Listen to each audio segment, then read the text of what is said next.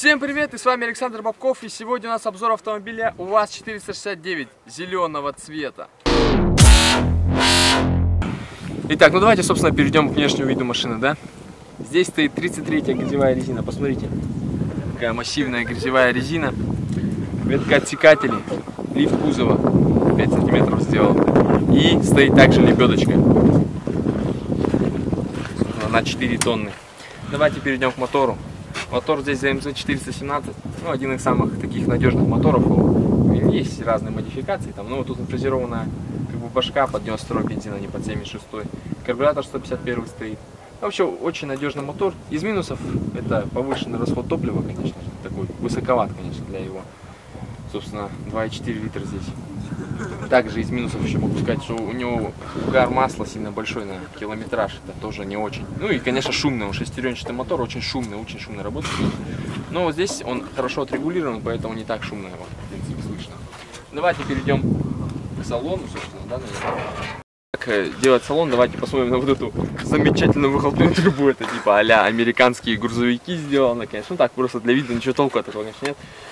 По ходовке сказать, что, ну, стандартные мосты, не военные, ничего, рессоры, все то же самое, то есть ничего такого, просто немножко сделан, другие амортизаторы стоят, то есть раньше, то есть для поднятия кузова, ну и в принципе такого ничего нету больше, да. Стандартный УАЗик, народная машина у нас очень, русский Геленваген, как его называют. Давайте перейдем, собственно, в салон. Здесь у нас все достаточно неплохо сделано. Залазить в него надо, ой, поднапрячься, конечно.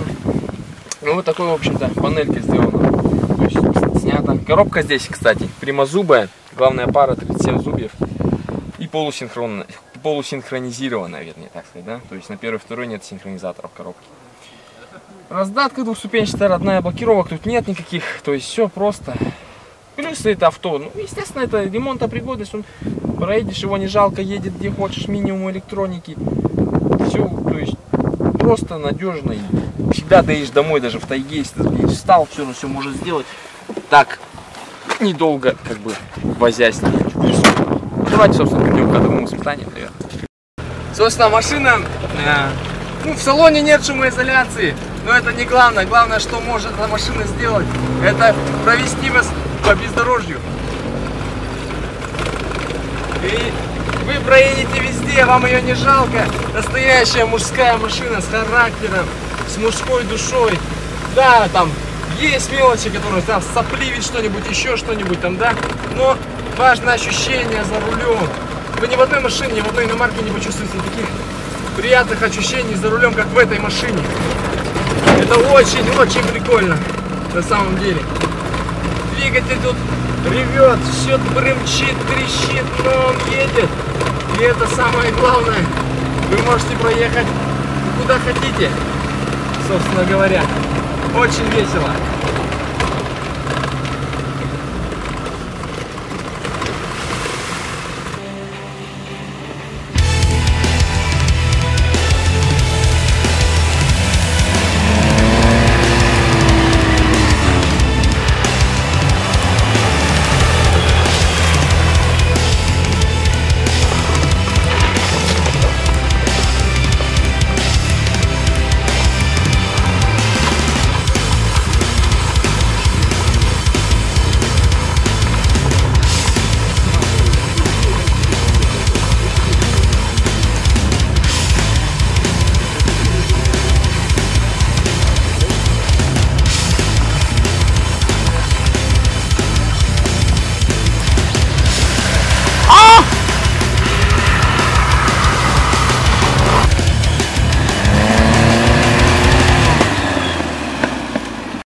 Закончили мы кататься, в общем-то, на этой машинке, да. Как видели, проезжает она практически везде. Ну, можно засадить, конечно, но это надо найти место. Мы не смогли таких мест, собственно, найти. В общем-то, вот наш, так сказать, русский Бигфут, русский Геленваген. Думаю, на этом мы закончим.